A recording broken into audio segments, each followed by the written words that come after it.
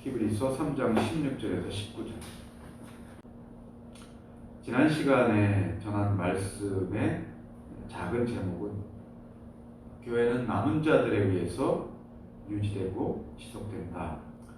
그것은 교회가 세상에 어떤 모습으로 존재하는가, 또 하나님께서 그러한 교회를 어떻게 다뤄가시는가 하는 그런 면에 있어서 진실한 신앙을 가진 신자들에게, 비록 우리가 소수이고 어디서도 나와 같은 신앙 고백을 하는 그런 진실한 신자를, 또 그런 교회를 찾는다는 것이 이 시대에 굉장히 어려운 그런 시대가 되고 있습니다.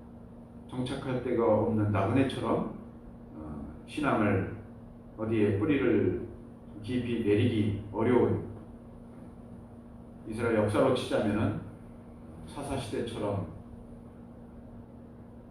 그런 사람을 찾기도 좀 어렵고, 그런 교회를 찾는 것도 어려운 그런 시대를 살아가고 있는데, 그런 면에서 지난주에 드렸던 교회가 남은 자들에 의해서 유지되고 지속이 된다라는 말씀은 그러한 이들을 위해서, 그런 이들에게 큰 용기와 담력을 가지고 이 시대를 잘 견디고 버텨나가야 된다라는 그런 취지의 본문의 말씀이었습니다.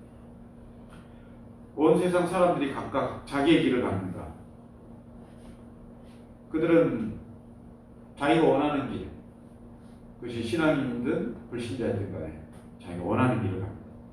그러나 원하는 길이라고 해서 다 원하는 길을 가는 것도 또 아니죠. 원하지만 갈 수 없는 길이 있습니다.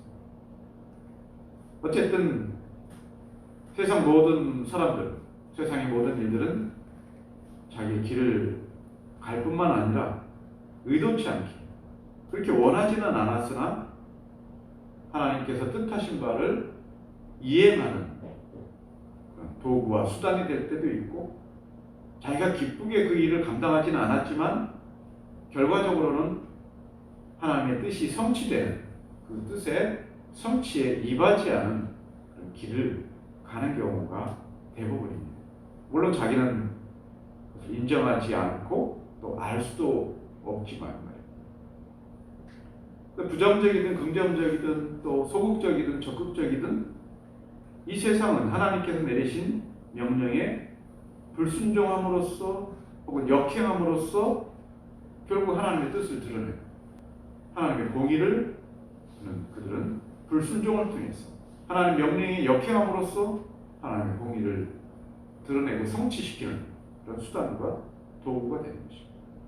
부정적이고 소극적인 것이죠. 때로는 자기 양심을 따라서 미덕을 행함으로써 아주 긍정적이고 적극적으로 하나님의 뜻을 성취합니다. 이웃을 사랑하고 자비를 행하고 수고하고 어려운 자를 도와주고 구덩이에 빠진 자를 꺼내주고 하는, 신앙을 가진 자든 가지지 않은 자든지 간에 그 양심은 그것을 미덕으로 여길 수 있도록 판단해주고, 어떤 사람은 실제적으로 수행을 합니다. 그건 역시 하나님의 사랑과 자비와 거룩하심을 나타내는 도구로서 하나님의 뜻을 성취하는 수단과 도구가 된다고 하는 것입니다.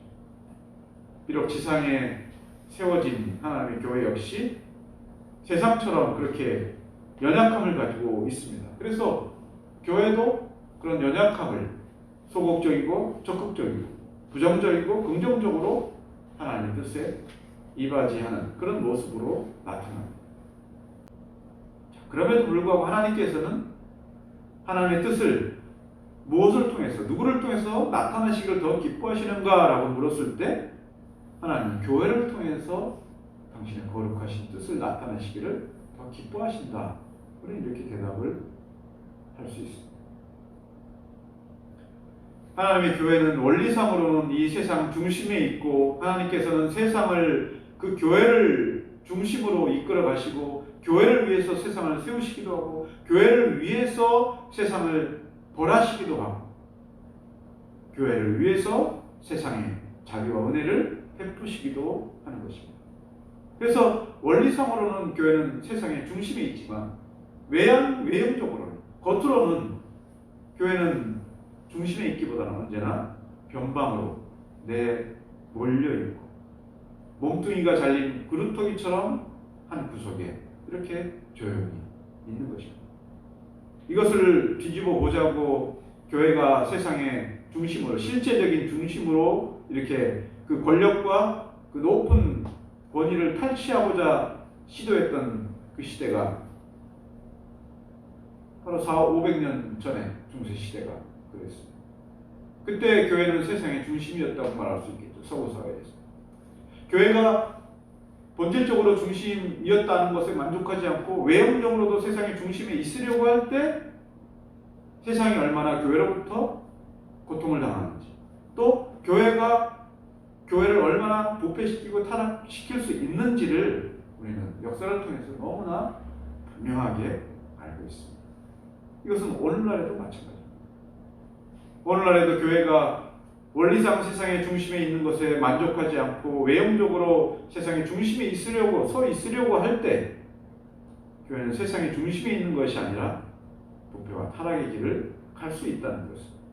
그래서 만일 어떤 신자가 높고 화려한 첨탑과 거대한 교회 건축물들, 그리고 그 안에서 쏟아져 나오는 수없이 많은 무리들을 보고 그것이 교회의 표대다라고 생각하고 표대로 바라보았다면, 그리고 거기에 의지했다면 그 사람은, 그의 신앙은 그것들과 함께 무너지기 쉬운 대단히 위험한 길을 갈 수밖에 없는 것입니다.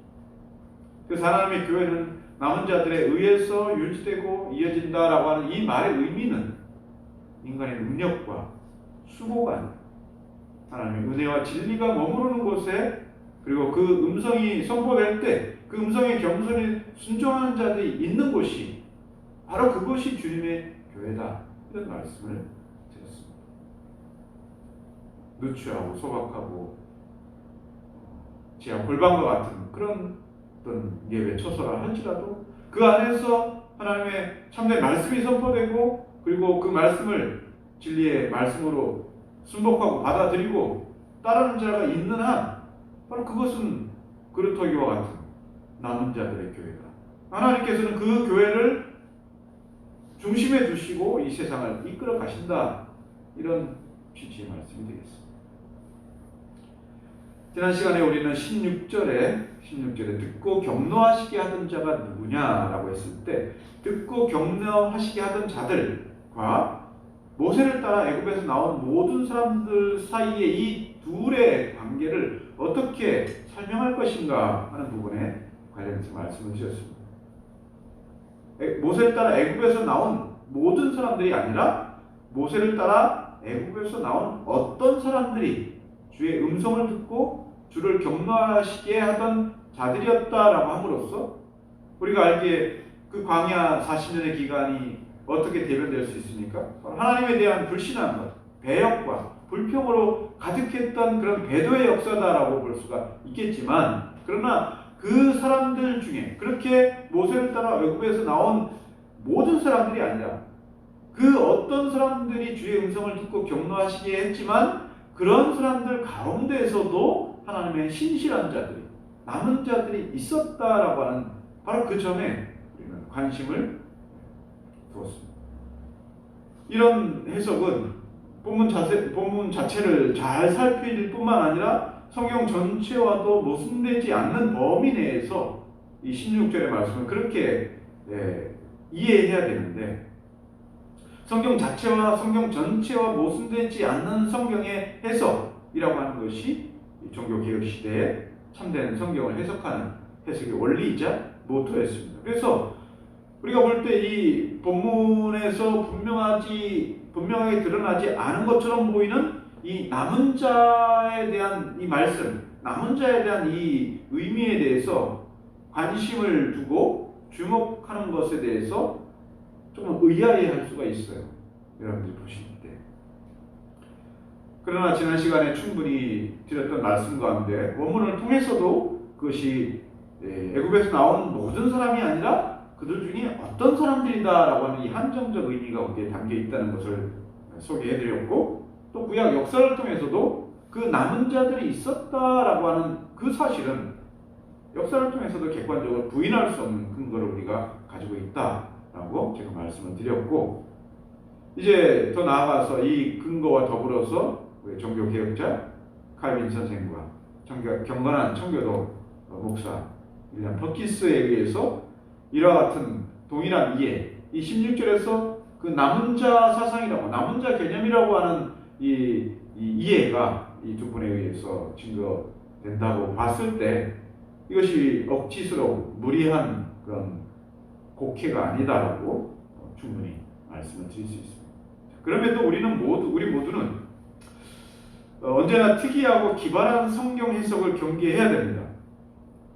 특히 이단들이 이제 그런 경우들이 종종 있어요. 어디서도 들어보지 못한 지난 2000년 역사에도 한 번도 알려주지 않은 그 비밀을 알려주겠다라고 하는 것이 이것이 이단자들의 아주 18번이죠. 꽤 말씀을 열심히 있는 사람들은 거기서 해방감을 느낍니다. 이때까지 내가 신앙생활을 잘못 살았구나. 내가 목사님한테 들었던 이 말씀보다 더 기발하고 참 특이한 해석이 바로 여기에 있구나. 여기에 열쇠가 있구나라고 이렇게 종종 신앙이 열심히 있는 자들이 오히려 그 뻔한 함정에 덫에 걸리기 쉽습니다. 그래서 이 특이하고 기발한 성경 해석을 경계해야 되고 무분별하게 거기에 추종하지 않도록 해야 됩니다. 만일 어떤 본문에 대해서 우리가 들어보지 못한, 그리고 거기에 잘 드러나지 않는 어떤 해석의 여지가 있다면 바로 그런 해석을 지지할 만한 충분한 근거를 확인하지 않으면 안 된다고 하는 것입니다. 성경 자체에 있어서, 그리고 성경 전체가 그 말씀을 그렇게 이해하도록 돕고 있는가, 그리고 우리의 경건한 믿음의 선진들이 그 부분에 대해서 얼마나 확인해 주는가 라는 것을 살피지 않으면 안 되는 것입니다. 그래서 혹시라도 지난주 본문에서 제가 드린 이 말씀에 대한 이해가 아주 특이하다 그런 인상을 받았다면 이런 설명으로 그런 의문에 대한 가름을 할 수 있을 것이다 라고 생각합니다. 이제 오늘 말씀, 모든 죽음이 심판을 상징하지 않는다. 16절에서 19절의 말씀, 특히 17절 이하 18, 19절의 말씀을 중심으로 오늘 2장, 3장을 마무리하도록 하겠는데, 지난 시간에 16절 말씀 가운데에서 남은 자에 대한 힌트를 제가 말씀을 드렸지만, 분명한 것은 사도는 본문의 첫 두 절에서 하나님께서 바라신 진노가, 화가 누구를 향한 것이었는가 라고 하는 것을 분명하게 말해주고 있다는 사실. 그래서 그들에 대해서는 본문 마지막에 그들의 본질이 뭔가, 하나님을 진노하게 했던 그들의 행태의 본질이 무엇인가 라고 했을 때 본문 마지막 두 절은 그들의 죄는 다름 아닌 순종하지 않은 죄, 믿지 않은 자들로서 하나님 말씀에 대한 불순종과 불신앙이 바로 하나님을 진노케 했던 그들의 죄의 가장 큰 핵심적인 죄라, 이것을 분명히 말했습니다. 지난 시간에 말씀을 드렸듯이 하나님의 음성을 듣고 경노하시게 하던 자들이 누구냐라고 했을 때 모세를 따라 애굽에서 나온 모두가 아니라 거기서 나온 어떤 사람들이었다라고 말한 것을 17절에 40년 동안 하나님께서 노하였던 대상은 광야에서 범죄한 자들이다 라고 확실하게 못 박았어요. 사도는 단지 하나님이 노하셨다는 말로 만족할 수 없었고, 더 극적인 어필을 하기 위해서 그들의 시체가 광야에 엎드러진 바로 범죄한 자들이었다 라는 표현을 거기에 덧붙이고 있습니다. 여기 사용되는 표현은 구약성경 민수기의 말씀을 그대로 가져온 것입니다. 민수기 14장 29절 이하에 너희 시체가 이 광야에 엎드러질 것이다. 너희 20세 이상으로 계수함을 받은 자, 곧 나를 원망한 자의 전부가 여분네 아들 갈렙과 눈의 아들 여호수아 외에는 내가 맹세하여 너희에게 살게 하리라 한 땅에 결단코 들어가지 못하리라. 이렇게 모세는 예언을 했습니다. 민수기 말씀에 보여주는 것처럼 시체가 광야에 엎드러져서 약속의 땅에 들어가지 못할 자가 누구냐라고 했을 때 여기에 그대로 나와 있는 것처럼 너희 20세 이상으로 계수함을 받은 자 전부를 수식해 주는 것은 결국 나를 원망한 자 전부다라는 이런 표현이 되겠습니다. 성경이 전부 혹은 전체라고 말했을 때 이것은 종종 그들 중에 일부라도 전체라는 말로써 그들의 대표와 상징을 암시하는 경우가 성경에는 종종 많이 있어요. 그래서 그 말이, 전체라는 말이, 모두라는 말이 수식하는 것이 무엇인가에 따라서 그 전부, 전체라는 성격을 자세히 밝혀야 되는 경우가 종종 생깁니다. 오늘 본문이 바로 그러한 경우. 민수기 본문은 20세 이하인 자들, 그리고 갈렙과 여호수아는 바로 여기에 선언된 것처럼 시체가 광야에 엎드러질 죄를 범한 그 범죄자들의 전도에서 그 두 부류는 제외가 되는 것이에요. 성인들 가운데는 갈렙과 여호수아 두 사람만 제외가 되었고 그 이하는 20세 이하는 결국 남은 자로서 약속의 땅에 들어가게 된 사람들이 다 있습니다. 특히 사도가 본문에서 범죄한 자를 가리켜 말할 때 광야에 엎드러진 이런 표현을 했어요. 출애굽 당시에 대략 200만 명 정도가 넘는 사람들이 출애굽을 했다는 것으로 알려져 있고 그 200만이 넘는 사람들이 광야 40년을 지나오면서 얼마나 많은 일들이 있었겠습니까? 그 40년을 지나오면서 아주 다양한 원인으로 많은 사람들이 그 광야 척박한 땅에서 아마도 죽었을 것입니다. 심지어 모세와 아론도 아시다시피 가나안 땅을 밟지 못하고 광야에 묻혀야 했던 것을 알고 있을 것입니다. 물론 그들도 한때 하나님을 진노케 했고 일시적으로 불신앙의 늪에 빠진 적도 있지만 곧 회개하고 돌아왔습니다.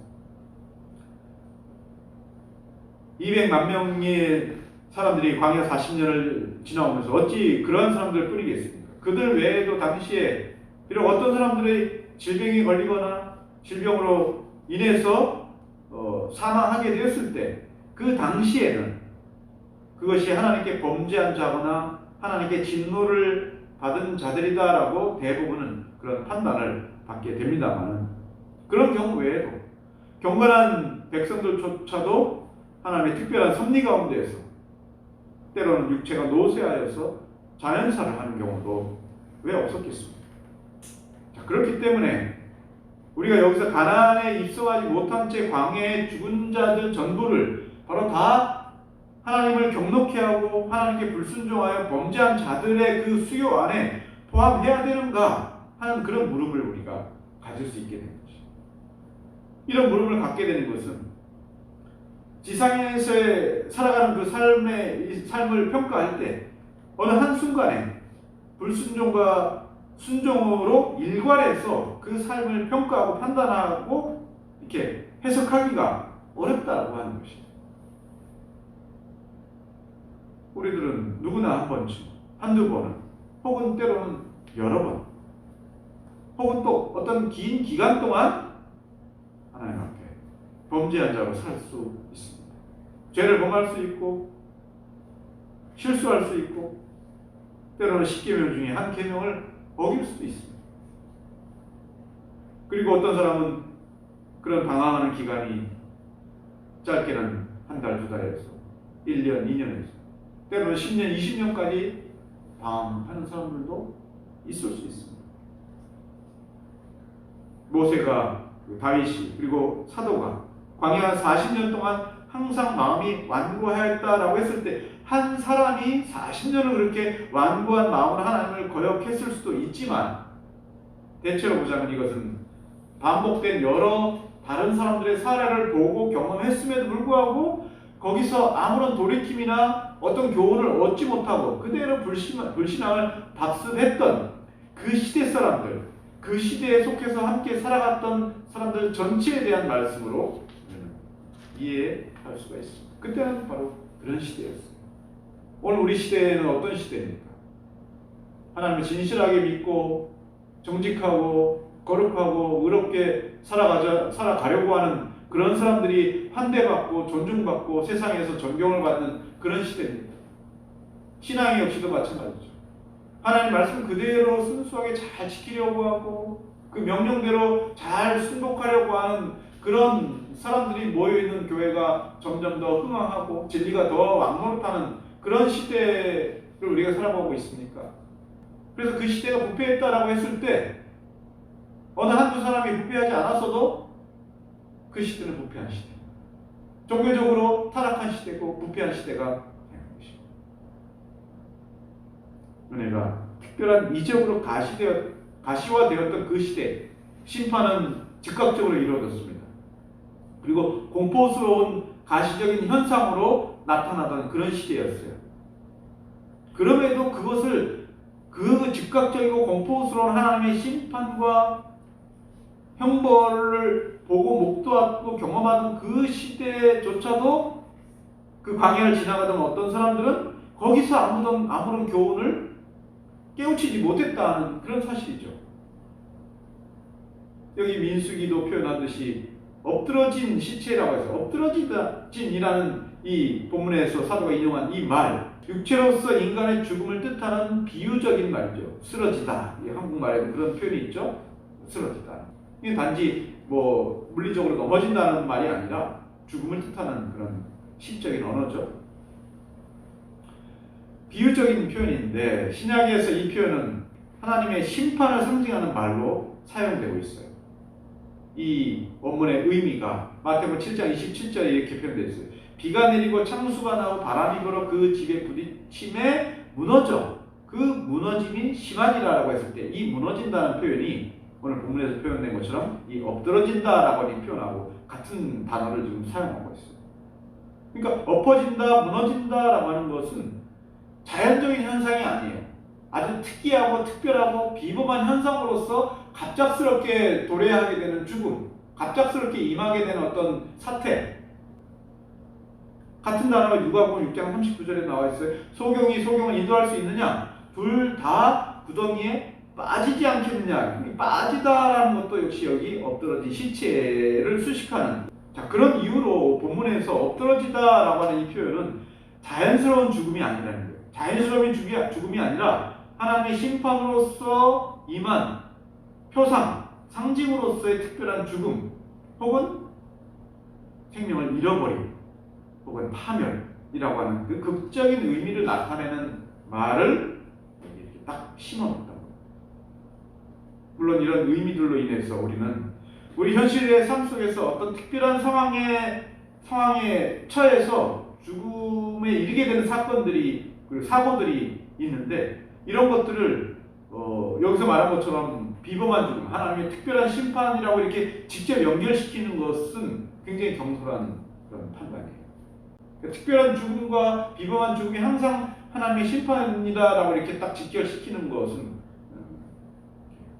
지양해야 되는 그런 경솔합니다. 어떤 사람의 상황이나 죽음을 두고 사람의 구원 여부나 심판으로서의 죽음이라고 섣부른 판단을 하지 않도록 조심해야 함에도 불구하고 이렇게 계시가 주어지던 이 시대에 하나님의 심판은 어떤 식으로든 특별한 상징성을 가지고 제시하던 그런 시대였기 때문에 이때의 죽음은 엎드러진 시체, 갑작스러운 죽음이다라는 말에 아주 적합하게 들어갈 특별한 죽음이었어요.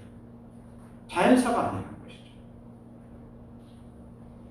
광야에서 죽은 자들 모두가 다 하나님께 받은 심판의 죽음이다라고 말하기보다는 그 시대에 그들 중에 다수에게 임한 죽음의 성격이 무엇인가 하는 점을 그래서 우리는 더 주목해야 됩니다.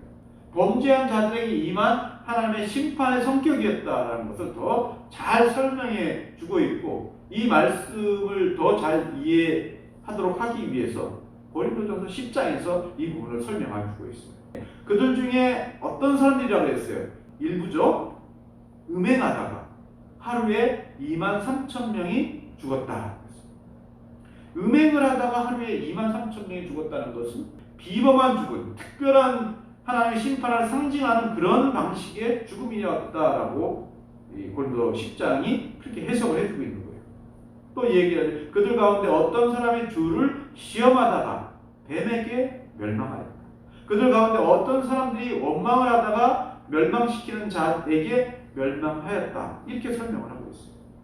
엎드러진 시체라는 이 죽음이 표현하고 있는 심판의 성격을 더욱 부각시키기 위해서 각각의 범죄들로 인한 그 비범한 죽음의 성격을 이 고린도전서 10장에 그렇게 해석을 해주고 있는 거예요. 그런데 하나님의 심판은 단지 여기에만 머무르지 않습니다. 이 심판의 성격은 여기에 그치지 않고 더 심오하고 더 무거운 심판의 선언으로 이어지는 것을 보여주고 있는데, 그 바로 오늘 본문에 나와 있는 것처럼 하나님의 안식에 들어가지 못하는 심판이라고 표현하고 있습니다. 사도행전 본장 7절부터 그의 음성을 들을 때 마음을 완고하게 하는 죄로부터 시작을 했습니다. 그 다음에 이어지기를 하나님을 시험하고 노하게 함으로, 그리고 결국 하나님의 안식에 들어가지 못하는 심판에 이르게 되리라는 이 말씀을 7절 이하부터 차례차례 선언을 했습니다. 그래서 같은 문장을 반복하지 않고 안식에 들어가지 못하리라 라는 이 선언 앞에 광야에 엎드러진 시체가 되리라 라는 말씀을 삽입함으로써 그 심판의 성격이 얼마나 극적이고 현실에서 극적이고 그 심판은 더 큰 심판을 상징해 주는 것으로서의 전제된 그런 심판의 성격이라는 것을 말해주고 있습니다. 그래서 사도는 하나님께서 광야 40년을 이적과 기사를 통해서 이스라엘이 완고하면서 돌이키도록 인내하고 기다리셨지만 그들 중에 어떤 이들 돌이키지 않고 끊임없이 범죄함으로써, 어떤 이들은 끊임없이 주를 시험함으로써, 어떤 이들은 주님을 원망함으로써 각각 자기들의 죄로 인해서 갑작스럽고 특이한 죽음에 이르게 된 그 심판을 우리에게 소개하고 있는 것입니다. 지금 우리가 알아야 할 것은, 사람이 실행하는 모든 범죄의 근원에는 하나님에 대한 불신앙이 그 모든 범죄의 제1원인, 제일 첫 번째 원인으로 자리 잡고 있다는 것이에요. 불신앙이 가장 그 죄의 근본적 원인입니다. 하나님 말씀에 대한 불신앙이 모든 자범죄를 생산해내는 원천이고 시초라고 하겠습니다. 마음이 완고하게 되었기 때문에 성령의 음성을 들을 때 그것을 거역하게 되는 것이죠. 마음이 미혹이 되었기 때문에 하나님의 길이 버젓이 보임에도 불구하고 그 하나님의 길을 알지 못하게 되는 것이죠. 하나님께서 경노하시게 하신 것은 끊임없이 범죄한 자들에 대한 것이었듯이 하나님의 안식에 들어오지 못한 것은 끝끝내 순종하지 않은 자들이 그렇지, 하나님은 아무런 이유 없이 단 한 번의 실수에 의해서 그들과 함께 살았던 그 시대의 모든 사람들에게 이러한 심판을 하나님께서 벌하지 않으셨다는 것입니다. 이제 사도는 범죄한 자들에 대한 육체적 죽음에 의해서 최종적 심판으로서 하나님의 안식에서 배제된다고 하는 이 형벌에 대해서 말합니다. 먼저 하나님이 맹세하셨다고 그랬어요. 사도는 본서에서 맹세에 대해서 이렇게 말합니다. 6장 16절에 사람들은 자기보다 더 큰 자를 가리켜 맹세하나니 맹세는 저희 모든 다투는 일의 최후 확정이라고 했어요. 같은 장에서 하나님께서 아브라함과 언약을 맺으실 때 언약의 보증 또는 최후 확정으로서 맹세하실 때 하나님은 자기보다 더 큰 이가 없으므로 자기를 가리켜 맹세하셨다. 13절에 이렇게 말씀하고 있습니다. 맹세라는 것, 하나님께서 사람과 맺은 언약의 확실성과 엄중함을 보증한다는 의미에서 맹세로 인치는 것이죠. 맹세로 도장을 찍는 것처럼 마찬가지로 주님의 음성을 듣고 주를 경노케 한 자들 중에 광야에서 범죄한 자들에 대해서도 하나님은 그들에게 내리신 이 범죄 엄중함을 더하기 위해서 맹세로 거기에 서명을 하신 것입니다. 다음으로 하나님의 안식에 들어가지 못하도록 하신 형벌에 대해서 말씀을 드리고자 합니다. 이 안식의 의미에는 몇 가지 우리가 고려해야 될 점이 있습니다. 첫째는 가까운 이유로 4장부터 이제 이 안식의 의미가 본격적으로 가르쳐지고 소개되기 시작을 합니다. 그리고 이 안식이 뭐하고 연결되냐면 그리스도의 대제사장직과 관련해서 참된 안식의 의미가 가르쳐지기 시작을 합니다. 그래서 결국 여기 범죄한 자가 안식에서 배제된다고 했을 때 이 형벌의 엄중함이 얼마나 큰 엄중함이냐라고 하는 것은 사실 지금 밝혀지지 않아요. 이제 예수 그리스도로 말미암아 주어진 그가 성취하신 안식이 가지는 영원한 그 은혜와 영광의 크기를 알게 될 때 이제 여기서 3장 마지막 절에서 말하고 있는 안식에서 배제된다라고 하는 것이 얼마나 엄중하고 얼마나 무한히 두렵고 공포스러운 그런 형벌인가 하는 것을 4장에 들어갔을 때 비로소 이 형벌의 엄중함을 우리가 알게 되는 것이죠. 이게 첫 번째. 두 번째는 원리적으로 보면 하나님의 안식은 언제 일어났습니까? 6일간의 창조 후에 마지막 날 하나님의 안식이 있었습니다. 창조 후 가지신 안식이 지금까지 쭉 이어지는 안식의 의미가 출발한 그 출발점은 하나님의 창조 후 가지신 안식이었습니다. 이때 하나님의 안식은 어떤 의미인가요? 창조 후 하나님의 안식은 창조의 완성입니다. 그 완성이라고 하는 것은 만물이 하나님 안에서 그의 뜻을 받들어 순종하는 그런 상태가 유지되고 지속하는 동안 하나님과의 교통을 통해서 창조된 만물은 영원한 안식을 누리고 얻는다는 의미에서 하나님의 안식에 만물이 편입되는 그런 의미가 거기에 담겨져 있습니다. 그러나 이것이 계속 유지되고 지속되지는 않았죠. 첫 번째 이유가 범죄함으로써 만물과 그들에게 주어졌던 안식과 평안은 산산이 깨지고 말았습니다. 범죄한 모든 인류에는 그 이후에 바로 그렇게 하나님께서 안식하셨던 그 참된 안식을 영혼으로부터 그리워할 수밖에 없는 그런 존재가 되었고 그 고통 속에 빠져들 수밖에 없고 영원한 안식에 대한 갈증과 굶주림을 해소하기 위해서 범죄한 인류는 가장되고 거짓된 안식을 먹고 마십니다. 성취합니다. 많은 것들을 가지려고 합니다. 그러나 그것은 가장되고 거짓된 안식이에요. 참된 안식은 하나님에게만 있기 때문에 그런 것들을 아무리 먹고 마시고 소유하고 가지고 누린다 하더라도 결국은 하나님께서 주시는 안식에 참여하지 않는 한 참된 안식에 대한 갈증과 굶주림은 결국 해결될 수 없는 미제의 과제로 남게 되는 것입니다. 인류가 가진 고통의 근원적인 어떤 원인이라고 하겠습니다. 이것이 두 번째랍니다. 세 번째는 그럼에도 하나님께서는 범죄한 인류 중에 어떤 백성들을 위해서 참된 안식과 생명을 선물로 주실 그 언약을 맺으셨죠. 구속의 언약을 맺으셨죠. 그 후로도 수없이 많은 수단과 도구들을 사용하셔서 이 언약의 약속의 말씀을 택한 백성들이 듣게 하시고 믿게 하시고 그 약속을 붙들고 소망의 확신을 가지고 살아가도록 그렇게 역사하셨어요. 이것은 바로 안식에 관한 세 번째 의미입니다. 사도가 안식에 들어오지 못하리라고 한 사람들은 순종하지 않은 사람들이라고 했어요. 자, 그러면 그들이 순종해야 할 것은 무엇이었습니까? 무엇을 순종하지 않았다는 것이에요? 이 7절 말씀에 그들이 순종해야 할 말씀은 바로 성령께서 이르신 그분의 음성, 하나님의 음성이었어요. 하나님의 음성. 그리고 그들이 순종했어야 했던 그의 음성은 2장 1절에서 처음에 주님에 의해서 말씀하신 바요 주님에게 들은 사도들이 신자들에게 확증한 것, 즉 그리스도의 복음 외에 그것은 다른 것이 아닙니다. 순종해야 될 것은 바로 그리스도의 복음이었어요. 그리고 그리스도의 복음은 무엇입니까?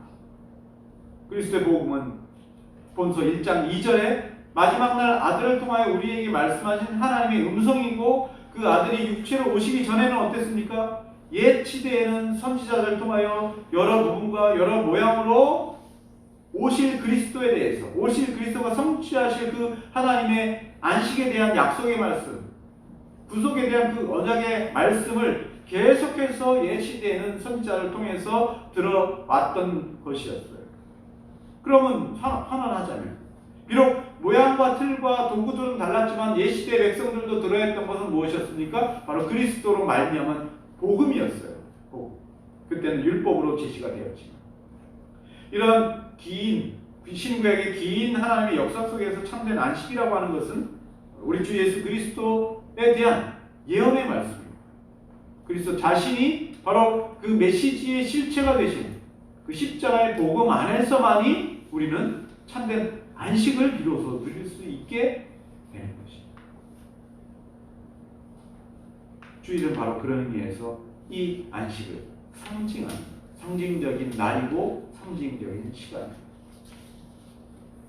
여러분이 갈증이 나고 배고플 때 목마르고 굶주림의 고통을 느껴보신 적이 있는지 모르겠지만 얼마나 힘듭니까? 물 한 모금 마시지 못할 때, 밥 한 술 뜨지 못할 때 느끼는 그 공복과 갈증의 고통은 아마 겪어본 사람은 얼마나 극심한지 아마 알 수 있을 것입니다. 주일에 이 안식에 참여하지 못할 때 과연 여러분들에게 그런 갈증과 굶주림의 고통을 느끼거나 경험하신 분이 얼마나 될까요? 이 안식에 참여하지 못하게 될 때 우리는 얼마나 극심한 고통에 시달릴까요? 참된 안식이란 오직 그리스도 안에서 약속되었고 그리스도를 향하여 선포되었습니다. 그리스도 안에서 성취되고 완성되는 것입니다. 따라서 안식에 들어가지 못한 자들이 받는 형벌이라 그의 음성을 들어도 듣지 못하고 40년 동안 그의 행사를 보았어도 하나님을 보지 못하고 항상 마음이 미혹되어 그 길을 갈 수 없을 때 바로 그때가 인간에게 주어진 가장 무거운 형벌이다라고 하겠습니다. 마치 어떤 사람이 갈증을 느낄 때 아무리 많은 물을 마셔도 가람이 사라지지 않는 고통이고 배고플 때 아무리 산의 진미를 다 먹어도 그 공허함, 그 허전함을 채울 수 없는 고통이야말로 가장 끔찍한 고통이 아니겠습니까? 본문 18절에 순종하지 아니하던 자들이다라고 했는데 어떤 이들은 19절에 믿지 않는 자들, 즉 불신앙과 불순종 사이를 구별하지 않고 같은 의미를 반복하는 것을 이렇게 해석을 하는 분들이 있는데 앞서 지난 시간에도 말씀드렸듯이 불순종과 불신앙은 불가분리의 관계로 연결되어 있지만 그 둘 사이는 구별해야 됩니다. 불순종이라는 것은 뭡니까? 뭐가 전제가 됩니까? 불순종은 들음을 전제합니다. 순종한다는 것은 무엇인가 들었을 때 그 들은 말씀에 순종한다는 걸 말하는 거지 아무것도 듣지 않고 순종을 할 수가 없는 것이에요. 듣지 않고 들어서 알지 않고는 순종할 수 없고 그런 전제가 없다면 우리는 그것을 순종이라는 말로 부르지 않고 맹종이라고 부릅니다. 맹종이라고.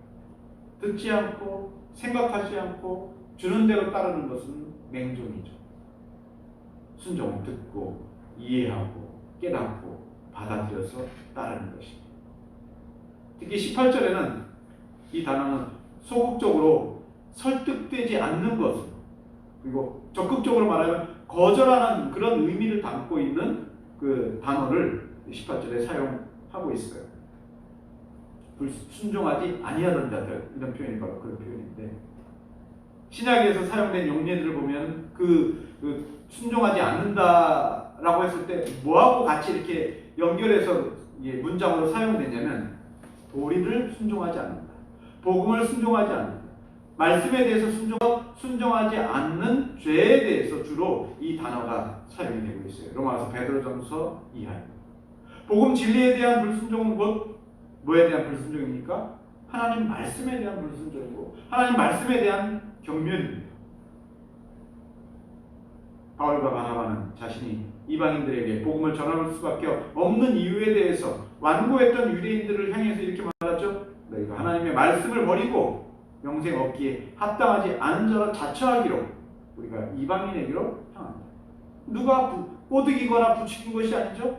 그들이 스스로 하나님 말씀을 버렸고 스스로 영생을 얻기에 합당하지 않은 자로 스스로 자처해서 그 길을 갔다. 그리스도께서 자기의 복음을 전하실 때 예루살렘의 불순종에 대해서 이렇게 말씀하셨습니다. 예루살렘아 예루살렘아 선지자들을 죽이고 내게 파송된 자들을 돌로 치는 자여 암탉이 그 새끼를 날개 아래 모음같이 내가 내 자녀를 모으려 한 일이 몇 번이느냐. 그러나 너희가 원하지 아니하였도다. 마태복음 23장 37절의 말씀. 본문에 나오는 유대인들은 과연 40년 동안 광야에서 하나님의 행사를 듣고 보고 경험하였으나 순종하지 않았으므로 광야에 엎드러진 그의 선조들과 다를 바가 없는 사람들이었다라고 하고 있습니다. 죄의 음성을 듣고 순종하지 않은 자들은 우리 주님은 마땅히 자기를 구원하신 구주로 믿을 수 없게 된다고 하는 것은 너무나 자명한 이치입니다. 그러므로 주를 믿지 않는 자들은 능히 그의 참된 안식에 들어갈 수 없게 될 것이죠. 말씀을 듣겠습니다. 오늘 여러분들이 기대하고 바라는 안식이라고 하는 것은 어떤 의미로 다가옵니까? 육체의 안식은 아마도 쉼일 것입니다. 마음의 안식은 위로와 격려를 통해서 얻어질 수 있는 그런 성격일 것입니다. 하지만 그러한 것들이 우리에게 진정한 안식과 평안을, 영원한 평안을 가져다 줄 수는 없을 것입니다. 오히려 우리 안식이라고 하는 것은 치열한 우리 삶의 현장에서 멀리 떨어져서 산속 깊은 곳에 조용히 그 고요함을 누리는 것으로부터 얻어질 수 있는 그런 안식은 아닙니다. 오히려 더 치열하고 뜨겁게 우리 욕구에, 우리 본성에 반하는 그 진리의 음성을 듣고 들으려고 하고 그 진리의 음성이 선포되는 곳에 가려고 하고 하는 그런 말씀에 대한, 진리에 대한 그 순종하는 뜨거운 몸부림 속에서만이 우리는 안식을 거기서 얻을 수 있습니다. 누가 여러분들을 이 혼란스럽고 어수선하고 거리낌이 많은 이 시대에 이곳으로 여러분 초대했습니다. 무엇 때문에 여러분들은 하나님의 말씀을 듣기 위해서 이곳에 나와 앉아있는 것입니다. 뭔가 마음의 안식을 위해서라면 아마 휴양지에 가시는 것이 훨씬 더 좋았을 것입니다. 그럴 수 없다고 하는 것을 알고 있기 때문에 우리는 그 많은 방해와 어려움과 불편함을 감수하고 말씀이 선포되는 곳에 나오는 것입니다. 이거는 고요함이 아닙니다. 굉장히 치열한 싸움의 현장이라고 했습니다. 길어지고 있는 공예배 공백 기간이 어떤 사람들에게는 나른함과 무감각에 빠지게 될 위험이 도사리고 있다는 점을 유념해야 됩니다. 반대로 어떤 사람들에게는 인격적인 교통과 거룩한 회합에 대한 열망과 소망으로 가득 차게 만들 수도 있을 것입니다. 우리는 불순종에서 하나님을 경노케 했고 진리의 복음을 경멸하고 거절했던 광야 이스라엘, 예루살렘의 유대인들과 우리는 그 사람들과 다른 종류의 사람들이 아닙니다. 그들은 특히 나쁜 사람들이었고 우리는 특히 좋은 사람들이었을 수도 아닙니다. 그들과 우리는 똑같은 동일한 성령을 가진 사람들입니다. 심지어 창조 후에 주의 동산에 가만히 다가와 속삭이던 뱀에게 자기 속마음을 들켰던 한 여인과도 우리는 그렇게 멀리 떨어져 있지 않은 존재입니다. 그러므로 우리가 주의 말씀을 듣는 시간 외에는, 그 말씀을 듣고 순종하는 그 시간 외에는 우리는 항상 불순종과 불신앙의 위험에 노출되어 있는, 그렇게 연약한, 죄에 물들어 있는 사람이다라고 우리는 스스로 생각해야 되는 것입니다. 그래서 기꺼이 우리는 말씀 옆에 머무르려고 하고 말씀이 선포되는 곳에 귀를 기울이려고 하고 그 말씀이 내 안에서, 그래서 우리 주님이 내 안에 왕이 되셔서 친히 말씀으로 우리를 다스리고 보호하시는 분으로서 계시고 우리는 그 말씀에 순복하는 그의 백성으로서 살아가려고 하는 이러한 삶의 과정 가운데에서 우리는 진정한 의미에서의 기쁨과 안식의 의미들을 발견하고 누리면서 살아가는 그런 종류의 사람들이지, 모든 힘겹고 힘들고 고단하고 불편한 그런 속세를 떠나서 멀리 고요하고 아무도 방해하지 않는, 아무도 내 삶을 방해하고 침입해 들어오지 않는 그런 고요한 삶이 우리가 추구하고 우리가 사모해야 될 안식의 표본은 아닌 것이죠. 이제 다음 한 주간도 여러분들이 삶의 현장에서 치열히 여러 가지 환경과 상황 가운데 싸워 나갈 때 그것을 벗어나려고 소원하고 벗어나려고 애쓰려고 하시기보다는 그 안에서 내가 어떻게 내 신앙을 잘 지켜나갈 것인가. 그리고 하나님 말씀이 그 안에서 나를 어떻게 힘있게 나를 이끌어 갈 것인가에 대한 말씀의 참된 의미들을 생각하시면서 삶의 현장의 싸움에서 잘 이겨나가시는